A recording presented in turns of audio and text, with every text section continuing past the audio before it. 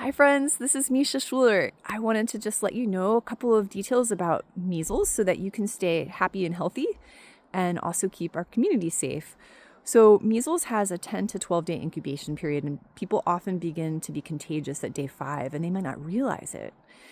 And then really measles will begin with like a runny nose, maybe cold-like symptoms, sometimes a little bit of a flu-like symptom.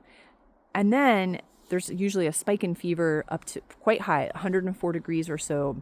And then at that point, usually there's an eruption of a rash. And the rash sometimes will start in the mouth, not always, which will look like little granules of salt with red splotches around that.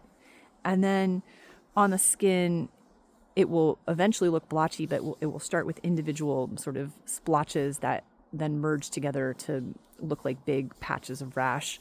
And usually at that point, when the rash is done erupting, then the fever breaks. And so the things we're thinking about to make people comfortable, this is a virus. And so we're thinking about antiviral herbs. We're thinking about ways that we can support the skin topically. How can we ease a fever? That restless feeling that can happen when we feel sick. How do we soothe that? Supplements that you might already have on hand that can reduce the likelihood of the length of a measles outbreak continuing for a lengthy period of time would be 200 to 500 milligrams of vitamin C taken several times a day, 10 milligrams of zinc once a day, and lysine 500 milligrams once or twice a day as an antiviral. And then, children don't typically have complications, but they could. It's really important if a child develops symptoms again 10 days later. It's very, very important to make sure that a doctor sees your child. Even if a child has measles at all, it's a good idea. Although it's so contagious, this is what's so tricky. But if they get recurrent symptoms, then it's very important that they see a physician. And it's unlikely, but it could happen that a child gets pneumonia or bronchitis. Very, very rarely. It could cause encephalitis. With adults, people over 20, measles are more likely to be complicated with things like bronchitis or pneumonia.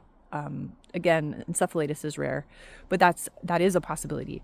So, staying as healthy as you can, drinking really delicious aromatic teas, taking mushrooms or astragalus root. All these things are ways that you can support yourself. And if you hear of a measles outbreak, you may choose to avoid it. The one thing that is interesting about measles is that at least at this time, it's assumed that people have a lifetime immunity to measles if they experience it in themselves. And also babies that were breastfed or have parents and were breastfeeding.